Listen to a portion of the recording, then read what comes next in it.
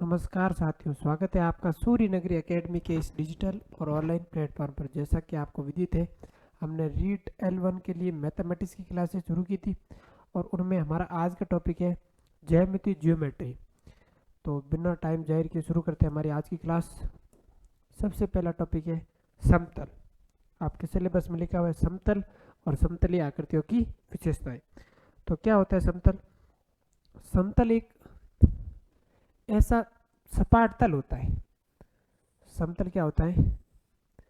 एक सपाट तल होता है। सपाट तल। अब ये सपाट तल है, ये क्या है? समतल है। इसकी खास बात क्या होगी कि इसकी लंबाई तो होगी, चौड़ाई भी होगी, लेकिन इसकी मोटाई नहीं होगी। मोटाई इसकी नहीं होगी।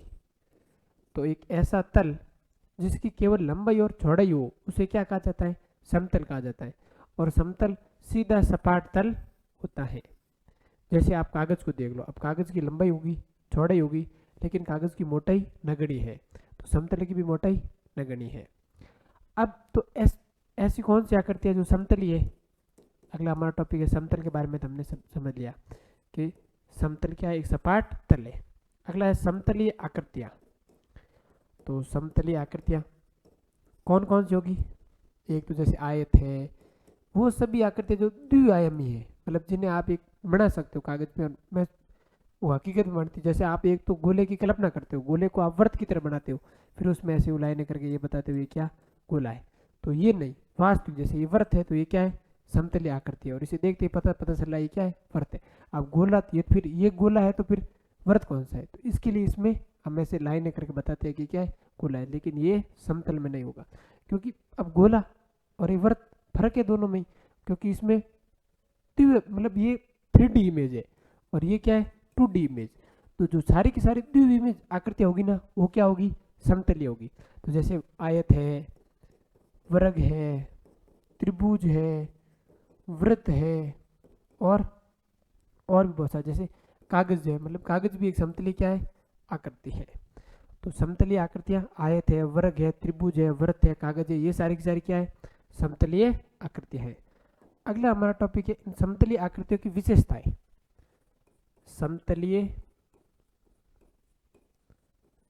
आकृतियों की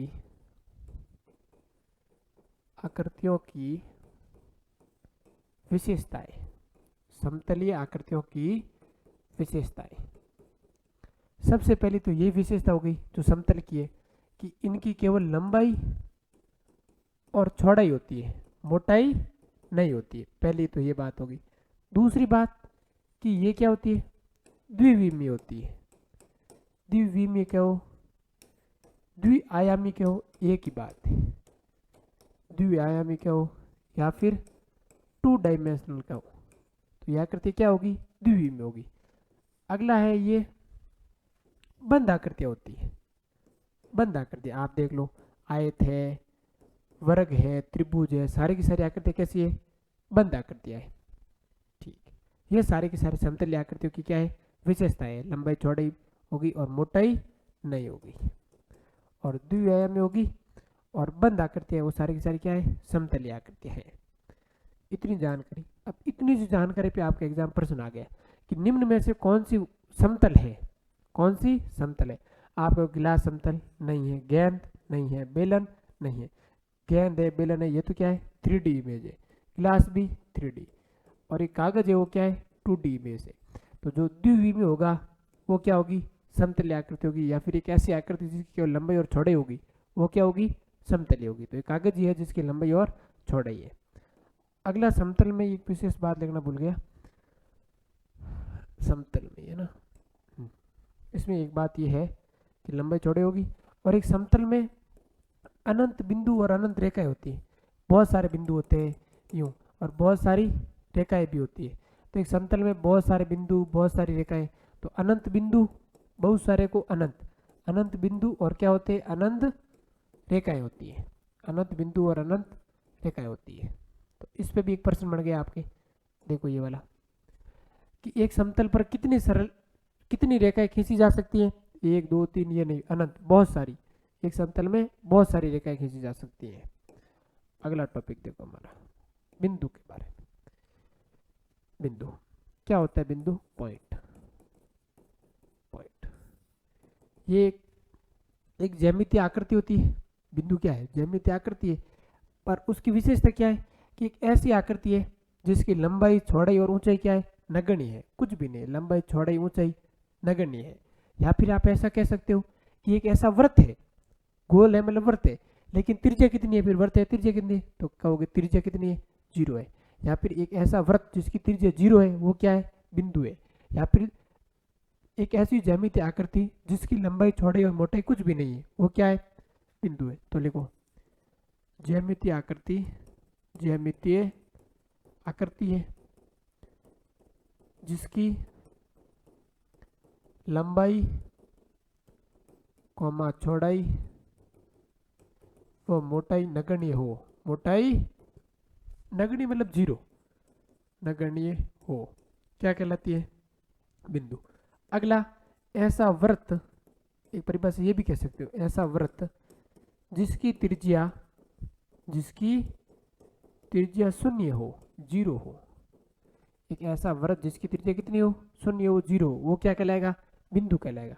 और बिंदु को सामान्यतः हम अंग्रेजी वर्णमाला के capital letter A B C इससे दर्शाएंगे। तो ये बिंदु है तो इसे ए से, और कोई बिंदु है बी से, सी से, ऐसे। तो बिंदु एक ज्यामितीय आकृति होती है जिसकी लंबाई, चौड़ाई और ऊंचाई, या ऊंचाई क्या हो या मोटाई क्या हो, नगण्य होती है। दूसरा, एक ऐसा वृत्त होता है जिसकी त्रिज्या कितनी होती है? 0 होती है। अगला हमारा टॉपिक आता है रेखाखंड। रेखाखंड क्या होता है कि एक ऐसी ज्यामितीय आकृति जो दो बिंदुओं को मिलाती है, या दो बिंदुओं को मिलाने वाली ज्यामितीय आकृति। ये कोई बिंदु ए है, ये कोई बिंदु बी है, इन दोनों को मिलाने वाली ज्यामितीय आकृति क्या कहलाएगी? रेखा कहलाएगी। तो लिख दो दो बिंदुओं को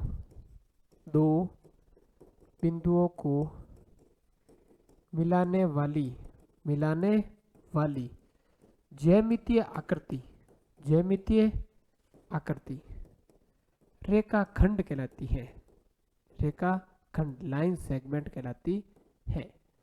तो इन दो बिंदुओं को मिलाने वाली रेखा कौन सी है? ए बी रेखा है। इसे आप इससे दर्शाओगे, ए बी रेखा।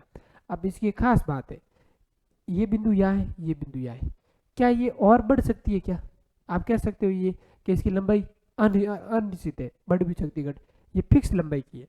तो इसके बारे में एक बात आप एक और लिख सकते हो कि इसकी लंबाई निश्चित होती है।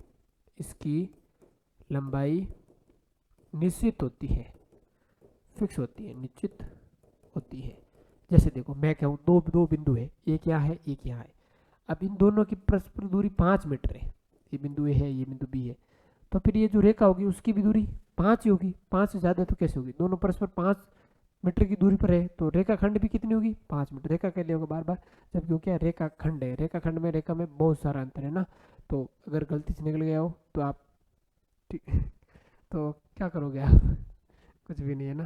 तो रेखाखंड क्या हो गया कि दो बिंदुओं के बीच की दूरी क्या कहलाएगी? रेखाखंड कहलाएगी। और ये क्या होगी? निश्चित होगी। ऑनलाइन तो कुछ कर नहीं सकते, और ह्यूमन मिस्टेक भी निकल जाता है।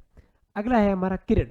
अब किरण क्या करो कि आपने कहा ये बिंदु ए, ये बिंदु बी, ए और बी कोई बिंदु है, तो ए तो फिक्स कर दो और बी को आगे बढ़ा दो। ऐसे हो एक ऐसा रेखाखंड जिसका एक सिरा अनंत की ओर अग्रसर हो, आगे बढ़ रहा है।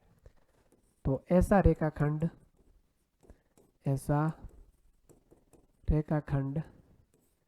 जिसका एक सिरा अनंत की ओर अग्रसर हो, उसे क्या कहा जाता है? किरण कहा जाता है। अग्रसर हो। अब अनंत की ओर अग्रसर है, इसका मतलब इसकी लंबाई फिक्स है क्या? नहीं है। तो लिख दो इसकी लंबाई अनिश्चित होती है। इसकी लंबाई अनिश्चित होती है। ठीक है, ये तो बात होगी किरण के बारे में। अब अगला अगला हमारा रेखा यानी कि लाइन। क्या होती है रेखा? कि एक ऐसा रेखाखंड जिसके दोनों सिरे अनंत की ओर अग्रसर हो। ये क्या है हमारा? ये हमारी क्या है? रेखा है, लाइन है। तो इसकी परिभाषा लिखो आप, ऐसा रेखाखंड जिसके दोनों सिरे दोनों सिरे अनंत की ओर अग्रसर हो। ये थोड़ा थ्योरेटिकल पोर्शन है, लिखना पड़ेगा इसमें। वैसे गणित में लिखने वाला काम कम ही होता है ऐसे परिभाषाओं को।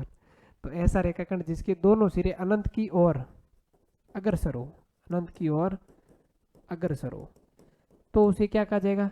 रेखा कहा जाएगा। अब दोनों सिरे अनंत की ओर अग्रसर है, क्या इसकी लंबाई निश्चित होगी? नहीं होगी। तो इसके बारे में आप लिख देना, इसकी लंबाई अनिश्चित होती है। इसकी लंबाई अनिश्चित होती है, अनिश्चित होती है। ठीक, ये तो थी हमारे बिंदु, रेखाखंड, किरण और रेखा के बारे में। बिंदु यानी एक ऐसी ज्यामितीय आकृति जिसकी लंबाई, चौड़ाई और मोटाई क्या हो? नगण्य हो, या फिर एक ऐसा वृत्त जिसकी त्रिज्या कितनी हो? 0। उसके बाद में हमने पढ़ा था रेखाखंड के बारे में कि दो बिंदुओं को मिलाने वाली एक ज्यामितीय आकृति क्या कहलाएगी? रेखाखंड कहलाएगी। और रेखाखंड की जो लंबाई होगी वो क्या होगी? निश्चित होगी। उसके बाद हमने पढ़ा किरण, कि रेखाखंड के एक सिरे को जब हम अनंत की ओर अग्रसर कर ले, मतलब उसको ऐसे दर्शा दे कि आगे बढ़ रहा है, तो ये क्या है? किरण है। और इसकी लंबाई क्या होगी? अनिश्चित होगी। उसके बाद में हमने पढ़ा था रेखा के बारे में, कि जब एक रेखाखंड के दोनों सिरों को अनंत की ओर अग्रसर कर लेते हैं तो हमारा वो क्या बनेगी? रेखा बन जाएगी, लाइन बन जाएगी। अगला देखो, अगला है रेखाओं के प्रकार। अब पढ़ लिया आपने रेखा कि एक ऐसी ज्यामितीय आकृति होती है जो जिसके दोनों सिरे अनंत की ओर अग्रसर होते हैं, या फिर एक ऐसा रेखाखंड जिसके दोनों सिरे अनंत की ओर अग्रसर होते हैं, वो क्या कहलाएगा? रेखा कहलाएगा। अब ये रेखाओं के प्रकार, बहुत प्रकार की क्या होती है। सबसे पहले देखो, समांतर रेखाएं। कैसी रेखाएं? समांतर। या फिर समांतर से पहले पढ़ लो, एक बार पढ़ लो, समांतर से पहले पढ़ लो सरल रेखा। ऐसे सरल रेखा, सरल रेखा, सरल रेखा। सरल रेखा यानी कि स्ट्रेट लाइन, एक सीधी रेखा, ये क्या है? सरल रेखा है। दूसरा हमारा आता है वक्र रेखा। वक्र रेखा क्या होती है? टेढ़ी मेढ़ी रेखा ऐसी, ये हमारी क्या है? वक्र रेखा है। अगला हमारा आता है समांतर रेखा। समांतर रेखाएं, समांतर रेखाएं क्या होंगी कि एक रेखा ये है और एक रेखा ये है, इन दोनों की दूरी हमेशा मेंटेन रहेगी, यानी कि फिक्स रहेगी, ये आपस में कभी एक दूसरे को नहीं काटेगी। तो ये दोनों रेखाएं कैसी होगी? परस्पर समांतर रेखाएं होगी। अगला हमारा आता है प्रतिच्छेदी रेखाएं। प्रतिच्छेदी, इंटरसेक्ट लाइंस, प्रतिच्छेदी रेखाएं, वो क्या होगी? ये कोई रेखा है और ये भी कोई रेखा है, जब उन्हें आगे बढ़ाते हैं दोनों आपस में काटेगी, तो वो रेखा कैसी कहलाएगी? प्रतिच्छेदी रेखा कहलाएगी। उसके बाद में आता है लंबवत रेखाएं। लंबवत रेखाएं, तो लंबवत रेखाएं क्या होगी कि एक ऐसी रेखा है, उसके ऊपर दूसरी रेखा है, एक रेखा को दूसरे काटती है और परस्पर कितने डिग्री कोण पर काटती है? 90 डिग्री कोण पर काटती है। तो वो दोनों रेखाएं परस्पर क्या होगी? लंबवत रेखाएं होगी। तो सरल रेखा, वक्र रेखा, समांतर रेखा, प्रतिच्छेद रेखा और लंबवत रेखा, मुख्य रूप से ये रेखाओं के प्रकार। अगला हमारा है कि बिंदु तथा रेखा से संबंधित महत्वपूर्ण बातें। तो समय की बचत के लिए मैं ये लिख के ले आया ना, और हो सकता है एक आध पॉइंट मेरे भी इधर उधर हो जाए और वो एग्जाम में आ जाए, तो इस वजह से 6-7 पॉइंट जो इंपॉर्टेंट है वो मैं लिख के ले आया भाई। तो पहला क्या है कि एक सरल रेखा वक्र रेखा पर अनंत बिंदु होते हैं। तो एक ये सरल रेखा है, एक ये वक्र रेखा है, क्या कह रहे हैं? अनंत बिंदु होते हैं। हाँ, होते हैं अनंत बिंदु, यहाँ यहाँ यहाँ यहाँ यहाँ बहुत सारे बिंदु होते हैं ऐसे नहीं, हाँ, तो बहुत सारे बिंदु होते हैं। इस वक्र रेखा में भी ऐसे ही हुआ, हजारों बहुत सारे अनंत बिंदु होते हैं। तो एक सरल रेखा, और ये तो है सरल रेखा, और ये क्या है? वक्र रेखा। तो सरल रेखा और वक्र रेखा दोनों पर क्या होते हैं? अनंत बिंदु होते हैं। ऐसे आपके कथन वाले सवाल एग्जाम आएंगे कि निम्न में से सत्य कथन है, तब आपको ये पूरी जानकारी होनी चाहिए। तो एक सरल रेखा या वक्र रेखा पर अनंत बिंदु होते हैं। दूसरा हमारा क्या है? एक रेखा से अनंत रेखाएं खींची जा सकती है। एक बिंदु से, एक बिंदु है, इस बिंदु से अनंत रेखा है, ये रेखा है, ये रेखा है, ये रेखा है, ये रेखा है, तो एक बिंदु से अनंत रेखाएं खींची जा सकती है। सही बात है। अगला हमारा है कि समतल में स्थित किन्हीं दो बिंदुओं ए बी से केवल एक सरल रेखा और अनंत वक्र रेखा खींची जा सकती है। समतल में स्थित है दो बिंदु, देखो ये ए बिंदु और ये बी बिंदु, इन दोनों को मिलाने वाली सरल रेखा तो एक ही होगी। अब तो आपके और सरल रेखा कैसे खींच सकते हो? ऐसे खींचोगे, और तो कैसे होगी? टेढ़ी मेढ़ी होगी तो वो तो हो जाएगी वक्र रेखा। दूसरा हमारा क्या है? अनंत वक्र रेखा है, वक्र रेखा ये ऐसे हो, ये वक्र रेखा हमारी। आप कहोगे देखो ये ऐसे एक, फिर ये दूसरी वक्र रेखा है, ये भी तो क्या है, वक्र रेखा है। तो हमारी जो सरल रेखा है समतल में स्थित किन्हीं दो बिंदुओं को मिलाने मिलाने पर सरल रेखा तो कितनी बनी, एक सरल रेखा, और वक्र रेखा कितनी कितनी खींच सको, अनंत वक्र रेखाओं खींच सको। आप देख लो, ये देखो आगे देखो, तीन असरेखी बिंदुओं से खींची जाने वाली सरल रेखाओं की संख्या। तीन असरेखी बिंदु है, यहाँ बिंदु है, यहाँ बिंदु है, यहाँ बिंदु है, इन्हों हम रेखा क्या खींचो, एक रेखा खींचनी है जबकि तीनों मिलान शामिल हो जाओ, तीनों ही नहीं से इनसे होकर खींचनी है तो नहीं खींच सकते आप। तो सरल रेखाओं की संख्या बराबर 0। अगला है कि तीन असरेखी बिंदुओं को लेकर खींची जा सकने वाली सरल रेखाओं की संख्या। तीन असरेखी बिंदु है, ये लो तीन असरेखी बिंदु, इनको लेकर खींचनी है तो आप कहोगे ये इनको लिया, एक रेखा, दो रेखा, तीन रेखा। तो तीन असरेखी बिंदुओं को लेकर कितनी सरल रेखा खींची जा सकती है, तीन खींची जा सकती है। और तीन असरेखी बिंदुओं से मतलब एक ऐसी रेखा खींचनी जो इन तीनों से गुजरे, तो वो तो संभव नहीं है, तो उसके लिए क्या कर दिया हमने, 0। अगला है को लेकर, ध्यान रखना को लेकर, तो को लेकर मतलब एक ऐसी रेखा खींची जिनमें शामिल हो, तो आपने कहा इन दोनों को मिलाया, फिर इन दोनों को, फिर इन दोनों को, तो कितनी रेखाएं हुई, तीन रेखाएं हुई। और तीन असरेखी बिंदु है तो हो गई कितनी, तीन रेखाएं हो गई। और अगर एन असरेखी बिंदु है, ऐसा ऐसा प्रश्न आ जाए, एन असरेखी बिंदुओं को लेकर एन मतलब हमने पता नहीं 2 10 1000 15 कितना भी, तो एन असरेखी बिंदुओं को लेकर खींची जा सकने वाली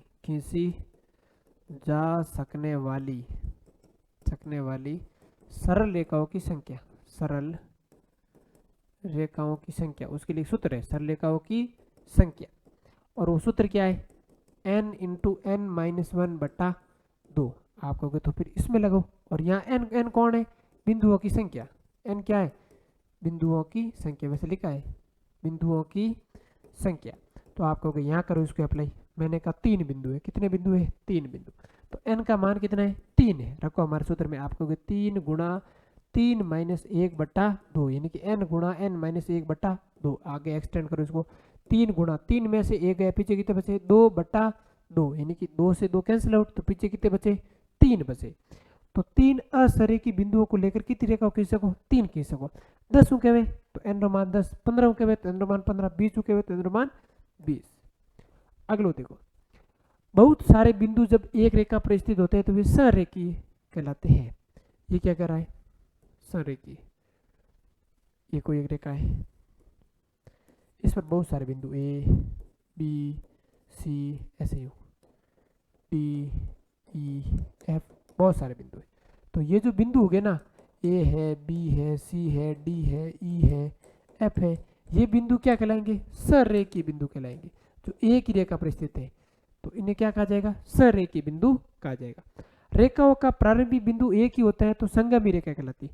कि ऐसी रेखा है, ये कोई प्रारंभिक बिंदु है, ये कोई है, ये रेखा निकली इससे, ये रेखा निकली इससे, ये रेखा निकली इससे, ये रेखा निकली इससे, प्रारंभिक बिंदु ओ है, ये देख आपने कहा ए बी सी डी। तो आपकी जो ओ ए रेखा है, ओ बी रेखा है, ओ सी रेखा है, ओ डी रेखा है, ये रेखा क्या कहलाएगी, संगमी रेखा कहलाएगी। कहने का मतलब इनका प्रारंभिक बिंदु क्या है, एक ही है, तो इस वजह से इनको क्या कहा जाएगा, संगमी रेखा कहा जाएगा। और जो बिंदु ओ है, जो इनका प्रारंभिक बिंदु एक ही है सबका, इस ओ बिंदु को क्या कहा जाता है, संगामी बिंदु कहा जाता है, संगामी बिंदु कहा जाता है, संगामी बिंदु। नेक्स्ट देखो अगला, दो सरल रेखाएं एक समतल में केवल एक ही बिंदु पर प्रतिच्छेद कर सकती है। ये कह रहा है जैसे ये कोई सरल रेखा है, ये कोई सरल रेखा है, आगे बढ़ाया आपने, इसको भी आगे बढ़ाया, प्रतिच्छेद कर दिया, अब ये आगे जाएगी, ये आगे जाएगी, वापस क्या आपस में मिलेगी, नहीं मिलेगी, मतलब नहीं काटेगी तो काटेगी, नहीं तो प्रतिच्छेद नहीं करेगी। तो दो सरल रेखाएं एक दूसरे को समतल में कितनी बार प्रतिच्छेद करेगी, एक बार प्रतिच्छेद करेगी। अगला है दो वक्र रेखाएं समतल में अनंत बार अनंत बिंदु पर प्रतिच्छेद कर, जैसे ये एक वक्र रेखा है, क्या हो रहा है, ये एक वक्र रेखा, जैसे आपने कहा ये है, ये है, ये है, ये ऐसे, ये आपकी वक्र रेखा है। एक और दूसरी वक्र रेखा ऐसे हो, ये है, ये है, ये है, ऐसे हो। तो आप कहोगे इसने यहाँ प्रतिच्छेद किया, एक प्रतिच्छेद बिंदु ये, एक ये, एक ये, एक ये, एक ये, एक ये, एक ये, और भी आगे हो सकते, अगर ये आगे होती दोनों तो और भी प्रतिच्छेद कर सकती है। तो ये क्या वक्र रेखा है, तो दो वक्र रेखाएं समतल में अनंत बिंदु पर प्रतिच्छेद कर सकती है। देख लो आप, अनंत बिंदु पर प्रतिच्छेद कर रही है। अगला हमारा एक प्रश्न है कि 10 बिंदुओं को लेकर कितनी सरल रेखाएं खींची जा सकती है। कहने का मतलब n का मान दिया है 10, को लेकर बात कहिए, से बात करता तो आंसर कितना होता, 0 होता। 10 बिंदुओं को 10 असरेखी बिंदुओं को लेकर, असरेखी बिंदुओं को लेकर कितनी सरल रेखाएं खींची जा सकती है। तो n का मान है 10 और असरेखी बिंदुओं को लेकर खींची जा सकने वाली रेखाओं की संख्या का फॉर्मूला है n इंटू n माइनस 1/2, यानी कि 10 इंटू 10 माइनस 1/2। आप कहोगे 10 और 10 में से गया 9 और ये आगे बटे 2, 2 का भाग 2 में 1 बार और 10 में 5 बार। तो आप कहोगे 5 गुणा 9 यानी कि 45, जो कि आपका ऑप्शन है बी ऑप्शन। ऐसे प्रश्न आपके एग्जाम में पूछे जा सकते हैं। अगला है हमारा कोण। अगला हमारा क्या है, कोण एंगल। कोण एंगल क्या होता है कोण, देखो ये कोई किरण है, ये भी कोई किरण है, इनका प्रारंभिक बिंदु एक ही है। दो किरणें, दो ऐसी किरणें जिनका प्रारंभिक बिंदु एक ही होता है, तो उनका जो परस्पर झुकाव होता है ना, ये आपका क्या है, कोण है। ये आपका क्या है, कोण है। लिख दो आप, दो किरणों का परस्पर झुकाव कोण कहलाता है। परस्पर झुकाव, झुकाव कोण कहलाता है, कोण कहलाता है। सामान्यतः आप इनकी दर्शाया करो, थीटा दर्शाया करो, थीटा। तो कौन है, ये कौन है, थीटा है। तो दो किरणों का परस्पर झुकाव क्या कहलाता है, कोण कहलाता है। अगला हमारा है कोणों के प्रकार, और उसमें सबसे पहले आसन कोण। आसन कोण क्या क्या होगा कि ये कोई एक किरण है, ये कोई एक किरण है, इनका प्रारंभ बिंदु O है, मान लो ये A है और ये B है। एक और किरण निकले इससे, C निकल रही है, OC किरण। तो आसन कोण क्या होंगे कि दो ऐसे कोण जिनमें एक तो क्या होगा, बिंदु उभयनिष्ठ होगा, और एक रेखा क्या होगी, एक किरण उभयनिष्ठ होगी। तो आप कहोगे यहाँ देखो, मैं अगर बात करूं AOC और बात करूं BOC के बारे में, तो आप कहोगे इन दोनों में एक तो O है, वो उभयनिष्ठ बिंदु है। O क्या है, उभयनिष्ठ बिंदु। O इसमें भी आ रहा है और O इसमें भी आ रहा है। आप इस कोण की बात करो चाहे आप इस कोण की बात करो। दूसरा मैंने कहा OC, OC किरण है।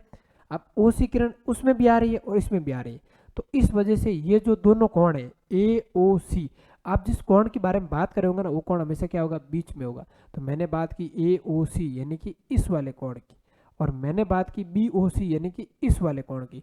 तो ये दोनों कोण परस्पर क्या होंगे, या दोनों आपस में क्या होंगे, आसन कोण कहलाएंगे, आसन कोण कहलाएंगे। हो सकता है एग्जाम में सवाल आ जाए जिनमें वो डी डॉट कोई मान दे दे और तुम पूछ ले आसन कोण का मान होगा, तो आपको पता है कि भाई इसका आसन कोण होगा। ऐसे भी आ जाए, डायरेक्ट ऐसी आकृति दे दी जाए और आपको पूछेगा आसन कोण, तो आप ऐसे देखना कौन सी एक किरण उभयनिष्ठ है और कौन सा एक बिंदु उभयनिष्ठ है। तो उसके आधार पर आप कह देना कि ये दोनों कोण आपस में क्या आएंगे, आसन कोण होंगे।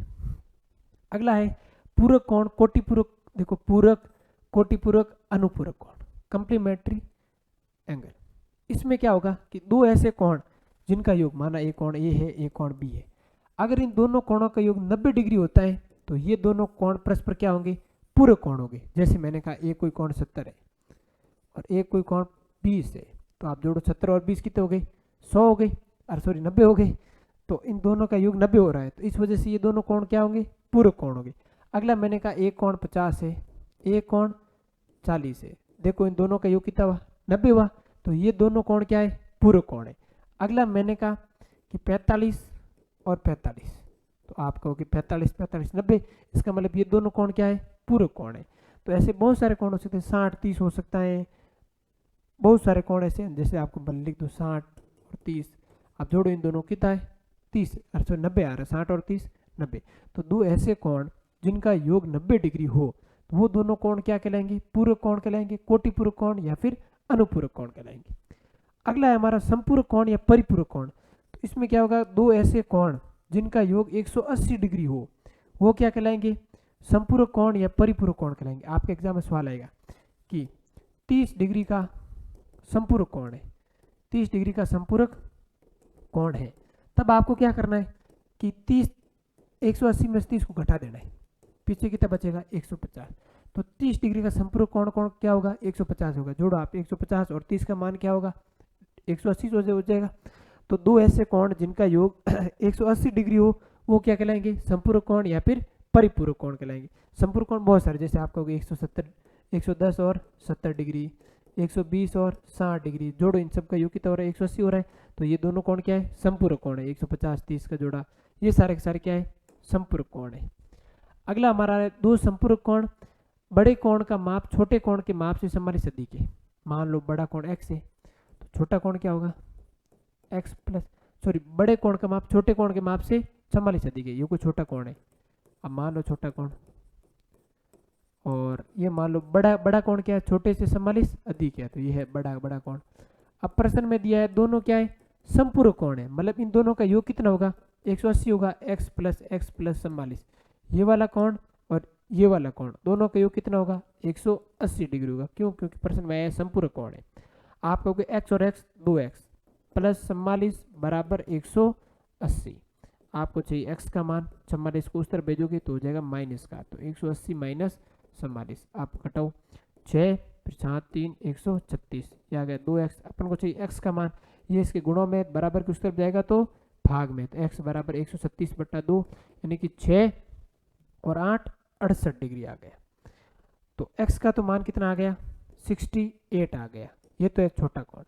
बड़ा कोण क्या है कि x प्लस 44 यानी कि आप 68 में 44 को जोड़ दो तो आप कहोगे 2 असल के 1 और 112 डिग्री यानी कि 68 और 112 डिग्री। ये ऐसे कोण है जो क्या है परस्पर संपूरक कोण है। और ऐसे सवालों को आप बाई ऑप्शन हल कर सकते हो। कैसे? इनका अंतर देख लेना भाई, बड़ा इतना अधिक है, देखो इनका अंतर कितना आएगा 44 आएगा और 44 तो आगे अंतर, ये तो पर्सन की बात होगी। फिर क्या है संपूरक कोण, तो इनको जोड़ दो। अगर इनका योग 180 हो रहा है तो फिर ये हमारा क्या हो जाएगा ऑप्शन राइट हो जाएगा। इतनी करने की जरूरत भी नहीं है। अगला जैसे इसको बाई ऑप्शन करें कि दो पूरक कोणों के माप का अंतर कितना है 12 है। तो सबसे पहले इनका अंतर देखो कितना आ रहा है 30 आ रहा है, ये भी नहीं होगा। इनका अंतर कितना आ रहा है 50 आ रहा है, ये भी नहीं होगा। इनका अंतर 10 आ रहा है, ये भी नहीं होगा। इनका अंतर कितना आ रहा है 12 आ रहा है। तो सीधा ये हो गया, अंतर से ही पता लग गया। और दोनों कोण क्या है पूरक है, तो जोड़ो 39 और 51 कितने हो गए 90 डिग्री हो गए। तो 101% हमारा ऑप्शन क्या होगा डी ऑप्शन होगा। और अगर मेथड से करना चाहो तो कैसे, दो पूरक कोणों के माप का अंतर ये है, तो माना एक कोण x है और दूसरा x माइनस 12 है, क्योंकि इनका माप का अंतर कितना है 12 है। करो अंतर, इसमें से घटाओ इसको, तो आप कहोगे माइनस का गुणा इसके साथ, माइनस का गुणा इसके साथ, एक्स ये तो हो गया माइनस का और माइनस माइनस हो गया प्लस का। तो एक्स एक्स कैंसिल आउट, तो अंतर कितना आया 12 आया। और प्रश्न में भी अंतर कितना दिया है 12 दिया है। तो माना पहला कोण एक्स, दूसरा एक्स माइनस 12, और दोनों कोण कैसे पूरक कोण है, तो आप कहोगे एक्स और एक्स माइनस 12 पूरक कोण है, तो इन दोनों का योग कितना होगा 90 डिग्री होगा। एक्स और एक्स 2x माइनस 12 बराबर 90 डिग्री, 2x बराबर 90 और 12 इस तरफ माइनस का दूसरी तरफ जाएगा तो प्लस का। तो आप कहोगे 2x बराबर 102 डिग्री। अब मैं सही x का मान 2 इसके गुणों में तो उस तरफ जाएगा तो भाग में, 102/2 यानी कि 51 डिग्री। तो x का मान तो कितना आ गया 51 डिग्री आ गया। और ये तो हमारा पहला कोण। दूसरा क्या है 51 में से 12 कम है, तो ये तो 51 डिग्री, और 51 में से 12 मतलब 39, जो कि आपका ऑप्शन कौन सा है डी ऑप्शन है। तो हमने पहले इसको हल कर लिया था, और ये हमारा मेथड, ये हमारा बाई ऑप्शन हल करना। अगला देखो, अगला हाँ, एक कोणों के बारे में विशेष जानकारी। देखो वहां हमने लिखी नहीं, एक तिर्यक रेखा होती है ना, अगले प्रश्न देख लेंगे। कोणों के बारे में विशेष, इसको अगर आपने ढंग से पढ़ लिया ना तो आप कोणों से संबंधित लगभग सारे प्रश्न करने में समर्थ रहोगे। कैसे? मैंने कहा ये कोई एक रेखा है, इसके समांतर एक और रेखा है कोई, ये दोनों आपस में क्या है समांतर रेखा है, और इनको एक तिर्यक रेखा काट दी है, तिरछी रेखा आई और इन दोनों को काट दिया, प्रतिच्छेद कर दिया। यहाँ पे ये कौन बनाती है ए, यहाँ पे कौन बनाती है बी, यहाँ पे कौन बनाती है सी, और यहाँ पे कौन बनाती है डी। यहाँ पे ई, यहाँ पे एफ, यहाँ पे जी, और यहाँ पे एच डिग्री का कोण बनाती है, एस कोण बनाती है। अब कौन सा कोण किसके बराबर होगा, और बराबर होगा तो क्यों होगा, ये सारी जानकारी हम इसमें पढ़ेंगे। सबसे पहले तो ये रेखा और ये रेखा परस्पर क्या है समांतर है, और इसे एक तिर्यक रेखा काट रही है। जब दो रेखा समांतर होती है और उन्हें एक तिरछी रेखा काटती है, संगत कोण बराबर होते हैं। जितना कोण ये रेखा इसके साथ बनेगी यहाँ, उतना का उतना इसके साथ। तो आप कहोगे जो कोण ए है वो कोण किसके बराबर होगा? कोण ई के बराबर। क्यों? क्योंकि ये दोनों कोण कैसे कोण है? संगत कोण है। तब का असर संगत, इस तरफ वाले संगत हो गए, क्या उस तरफ वाले नहीं होंगे? हाँ होंगे बराबर। यानी कि कोण डी है वो बराबर होगा कोण एस के, क्योंकि ये क्या है? संगत कोण है। ये क्या है? संगत कोण। आपके एग्जाम में सवाल आएगा, ऐसा कोई डायग्राम बना होगा, यहाँ 50 डिग्री दे रखा होगा, इसका मान पूछा होगा, तो आप इसका मान भी 50 कह पाओगे। कब? आप कहोगे जब दो समांतर रेखाओं को एक तिरछी रेखा काटती है तो उसके संगत कोण क्या होते हैं? बराबर होते हैं। ये तो क्या भाई? संगत कोण में। अगला देखो, क्या जेड की आकृति बन रही है? आपके हाँ बन रही है। ये देखो यहाँ से यहाँ तक जेड की आकृति, दो समांतर रेखाएं, और समांतर रेखाओं में जब कोई जेड की आकृति बनती है तो उसके जो 20 वाले कोण, यहाँ पे कोण क्या है? कोण सी, और यहाँ पे कोण क्या है? कोण ई। ये दोनों बराबर होते हैं। क्यों? क्योंकि ये दोनों कोण एकांतर कोण है। कैसे कोण है? एकांतर कोण। तो दो समांतर रेखाओं को जब एक तिरछी रेखा प्रतिच्छेद करती है तो उनमें अगर जेड की आकृति बनती है तो अंदर वाले कोण क्या होंगे? बराबर होंगे। आपने कहा ठीक है, यहाँ तो जेड की आकृति बन गई, आपने बता दिया। तो क्या यहाँ पे जेड की आकृति नहीं बन रही है? ये देखो यहाँ पे भी तो जेड की आकृति बन रही है, ये भी तो क्या है? जेड है। तो आपको इसका मतलब ये वाला कोण और ये वाला कोण भी बराबर होगा? हाँ बिल्कुल होगा। आप कहोगे कोण बी बराबर कोण एच। ये क्या है? एकांतर कोण है। कैसे कोण है? एकांतर कोण है। ये जानकारी होगी, संगत कोण, एकांतर कोण। अगला आता है, आप कहोगे फिर एक और इनके बारे में बात आता है, ये दोनों कैसे कोण है? आंतरिक कोण है। आप कहोगे कोण बी और कोण ई आंतरिक कोण है, यानी कि अंतः कोण है। तो अंतः कोणों का योग सदैव होता है 180 डिग्री, क्योंकि ये क्या है? अंत्य कोण है। कैसे कोण है? अंत्य कोण। तब आपने कहा ये अंत्य कोण है, फिर ये भी अंत्य कोण है। हाँ बराबर, ये भी अंत्य कोण है। कोण सी प्लस कोण एच, और इनका योग भी 180 डिग्री, क्योंकि ये क्या है? अंत्य कोण है। ठीक है, ये तो अंत्य कोण की बात है। फिर इनके बारे में आप कहोगे, मैं कह रहा हूँ ये प्लस ये, इनका योग भी 180 डिग्री होगा। क्यों? क्योंकि 22 कोण है। कैसे कोण है? 22 कोण। इनका योग 180, इनका योग भी कितना होगा? 180 होगा। डी प्लस जी बराबर 180। क्यों? 22 कोण है। ये जानकारी आपको होनी चाहिए। संगत कोण, ये वाले संगत कोण। फिर एकांतर कोण, तो ये वाले जेड की आकृति वाले एकांतर कोण। अंतर कोण, तो अंदर बनने वाले। और 22 कोण जो कहाँ बन रहे हैं? बाहर बन रहे हैं। हमारा क्या है? 22 कोण है। अगला सवाल लेते हैं।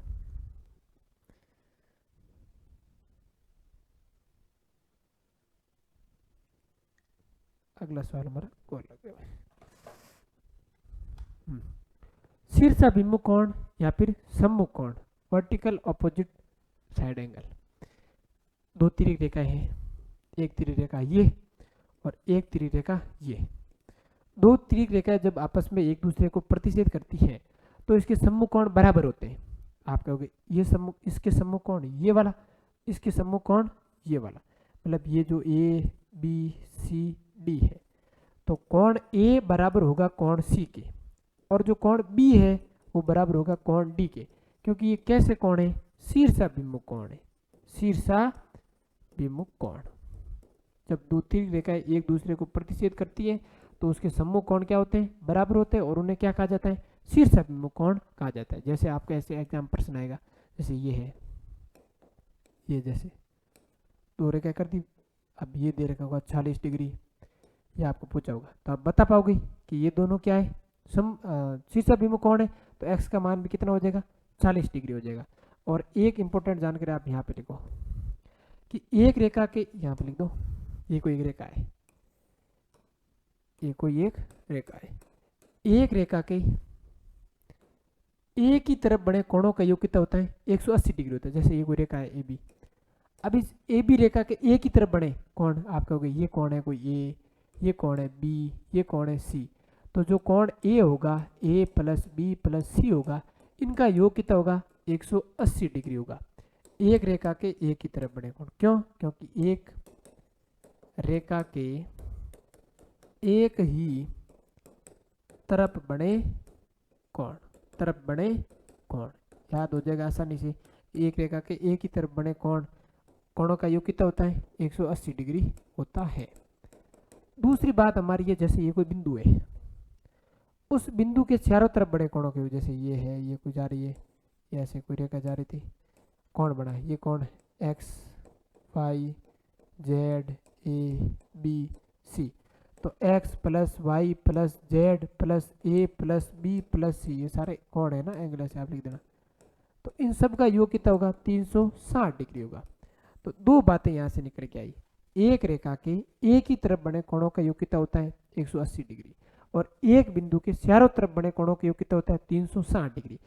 तो दो जानकारी ये, और तीसरा वो मैंने लेके आया था वो संगत कोण, एकांतर कोण, वो आंतरिक अंत कोण और बहिष्कोण वाला, और एक शीर्ष अभिमुख। अगर इतनी जानकारी आप रखते हो, मतलब एक और दो चार जानकारी, तो फिर आप कोणों से संबंधित कैसा भी प्रश्न होगा आराम से हल कर पाओगे।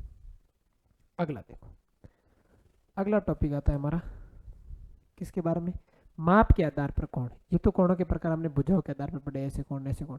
अगला आता है माप के कोण आधार पर कोण। सबसे पहला कोण न्यून कोण। न्यून कोण कि ऐसा कोण जिसका मान 90 डिग्री से क्या होता है, छोटा होता है, वो क्या कहलाएगा, न्यून कोण कहलाएगा। जैसे आपको बताएं कि 30 डिग्री है, 60 डिग्री है, 45 है, 75 है, ये सारे के सारे क्या है, न्यून कोण है। अगला हमारा आता है समकोण कि एक ऐसा कोण जिसका मान 90 डिग्री होता है, वो क्या कहलाएगा, समकोण कहलाएगा। Theta is equal to 90 degree. अब इसके तो उदाहरण क्या दे, 90 डिग्री समकोण है। अगला हमारा आता है अधिक कोण। अगला क्या आता है, अधिक कोण। अधिक कोण क्या होता है कि ऐसा कोण जिसका मान 90 से तो बड़ा और 180 से क्या होता है, छोटा होता है। जैसे कोई कोण है 120 डिग्री, 150 डिग्री, 170 डिग्री, 175 डिग्री, ये सारे कोण कैसे कोण है, अधिक कोण है। अगला हमारा आता है सरल कोण, सरल या फिर ऋजु कोण। ऋजु कोण ये कैसा कोण होगा कि एक ऐसा कोण जिसका मान 180 डिग्री होता है, वो क्या होता है, सरल कोण होता है। सरल कोण के बाद आता है प्रतिवर्ती कोण। प्रतिवर्ती कोण कि एक ऐसा कोण जिसका मान 180 डिग्री से तो बड़ा और 360 डिग्री से छोटा होता है, 270, ये सारे सारे कैसे कोण है, प्रतिवर्ती कोण है। उसके बाद हमारा आता है पूर्ण कोण। पूर्ण कोण, पूर्ण कोण क्या होगा कि एक ऐसा कोण जिसका मान कितना हो, 360 डिग्री हो, वो हमारा क्या कहलाएगा, पूर्ण कोण कहलाएगा। ये थे माप के आधार पर कोणों के प्रकार। अब है कोणों से संबंधित प्रश्न। दी गई आकृति में x का मान होगा यदि L और M क्या है, समांतर है। ये रेखा समांतर है, हमें पूछा है x का मान। तो मैंने कहा ये एक समांतर रेखा है, इनको एक त्रि रेखा काट रही है, तो ये कोण बराबर है, मैंने डायरेक्टली बोल दिया। क्यों, क्योंकि ये दोनों कोण कैसे कोण है, संगत कोण है। आप कहोगे कि L समांतर है M, तो 100 डिग्री बराबर हो जाए किसके, x के, क्योंकि ये कैसे कोण है, संगत कोण है। कैसे कोण है, संगत कोण। अब इतना सरल सवाल तो आएगा नहीं, लेकिन शुरुआत यहाँ से यूं धीरे छोटा, फिर उसके बाद बड़ा बड़ा ऐसे। अगला प्रश्न देखो, दी गई आकृति में L समांतर M है तो अज्ञात कोणों के मान क्रमशः होंगे। अज्ञात कोण एक x दे रखा और एक 2x, दो समांतर रेखा है, उन्हें एक त्रि रेखा काट रही है। ये दोनों कोण अंदर की तरफ बने, तो क्या मैं कह सकता हूँ ये दोनों कोण क्या है, अंतः कोण है। x और 2x अंतः कोण है। कैसे कोण है, अंतः कोण है। और हमने पढ़ा है कि अंतः कोणों का योग कितना होता है, 180 डिग्री।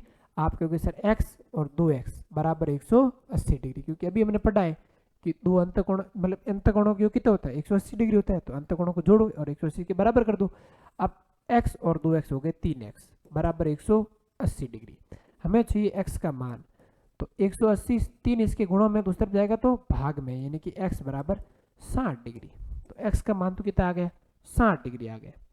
x का मान 60, 2x है यानी कि 2 गुणा 60, तो 60 डिग्री और 120 डिग्री, जो कि आपका ऑप्शन कौन सा है, ए ऑप्शन है। ऐसे सवालों को ऐसे हल करना है। दिए गए चित्र में ए का मान होगा। ए का मान हमें पूछा है, यहाँ 5 लिखा है, ए का मान पूछा है चित्र में। तो आप कहोगे ठीक है, आकृति देर की है, मैं आपको कह रहा हूँ कि ये दो त्रि रेखा एक दूसरे को काट रही, सब सारी रेखा। तो ये कौन बराबर, ये कौन बराबर, देखो ये वाला कौन, ये वाला कौन बराबर होगा, ये वाला और ये वाला बराबर होगा, ये वाला और ये वाला बराबर होगा, क्योंकि सारे के सारे कौन का कैसे शीर्ष अभिमुख कोण है। आप ऐसे प्रश्नों को कैसे भी हल कर सकते हो। सबसे पहले तो आप कहोगे मैं इसे यहाँ ले आऊँगा कि ये 5 है, तो 90 5 है 40, तो ये कोई एक रेखा है, इस रेखा के एक ही तरफ बने कोण है और किसी रेखा के एक ही तरफ बने कोणों का योग कितना होता है 180 डिग्री। आप कहोगे 40 प्लस 5 है प्लस 90 बराबर 180 डिग्री। क्यों? एक रेखा के एक ही तरफ बने कोण, एक रेखा के एक ही तरफ बने कोण, तो एक रेखा के एक ही तरफ बने कोणों का योग कितना होता है 180 डिग्री होता है। तो आप कहोगे ये तो 5 है प्लस 40 और 90 कितने हो गए 130 डिग्री बराबर 180 डिग्री। हमें चाहिए ए का मान, तो इधर आपको 5 है 130 इसके प्लस में तो उस तरफ जाएगा तो माइनस के, तो 120 180 माइनस 130 आप कहोगे 5 है बराबर कितने हो गई 50 डिग्री। हमें चाहिए ए का मान 5 इसके गुणों में तो उस तरफ जाएगा तो भाग में, यानी 50/5 यानी ए का मान कितना हो गया 10 डिग्री हो गया, जो कि आपका ऑप्शन कौन सा है बी ऑप्शन है। आप सब तो ये इसके बराबर कर दो, यहाँ रख दो मान कितना 40, फिर 90 40 और 5 है एक रेखा के एक ही तरफ बने कोणों का योग, फिर इन्हें जोड़ दो, या फिर आप सब तो यहाँ रख दो 90, ये वाला कौन हो जाएगा 90, तो फिर 90 40 90 और 5 है, और ये क्या है एक रेखा के एक ही तरफ बने कोण, इस रेखा के देखो आप इस रेखा के एक ही तरफ बने कोण है, तो एक किसी रेखा के एक ही तरफ बने कोणों का योग कितना होता है 180 डिग्री होता है। अगला हमारा सवाल देखो, ये आपके एग्जाम का प्रश्न है, इसमें पूछा है कोण PQR है, इस कोण का मान पूछा है। तो इसके लिए आपको एक रचना करनी पड़ेगी, आपको ऐसा करना है इसको आगे बढ़ाना है, आपको ठीक है इसको आगे बढ़ा दिया, ये वाली रेखा समांतर है, प्रश्न में दिए देखो OP और RS समांतर है, इसको भी आगे बढ़ाओ भले, इसको भी आगे बढ़ाए फिर इसको भी आगे बढ़ाए, समांतर है आपस में काटेगी तो नहीं, बढ़ा लिया हमने। फिर आपने कहा ये दो रेखाएं समांतर है, इन्हें एक ये त्रिक रेखा काट रही है, ये त्रिक रेखा काट रही है, तो दो समांतर रेखाओं को जब एक त्रिक रेखा काट रही है तो ये वाला कोण और ये वाला कोण अंत्य कोण वे नहीं वे अंत्य कोण हो गई, और अंत्य कोणों का योग कितना होता है 180 डिग्री। तो 160 तो ये है, इसका मतलब इसका मान कितना रहा होगा, तब इन अंत्य कोणों का योग कितना होगा 180 डिग्री। आपने कहा ये वाला कोण 40 डिग्री रहा होगा, तब इन दोनों का मान कितना होगा 180 डिग्री होगा। आपने कहा ठीक है। फिर ये देखो यहाँ पे आप कहोगे ये ऐसे काट रही है, ऐसे ही क्रॉस बन रहा है, एक्स ऐसे क्रॉस बन रहा है, इसका मतलब आप कहोगे ये वाला कोण और ये वाला कोण बराबर है। क्यों? क्योंकि ये कोण क्या है शीर्षाभिमुख कोण है। तो आपने कहा ठीक है साहब, शीर्षाभिमुख कोण की प्रॉपर्टी से इसका मान कितना आ गया 40 डिग्री आ गया, तो ये तो हमें 40 डिग्री मिलेगा।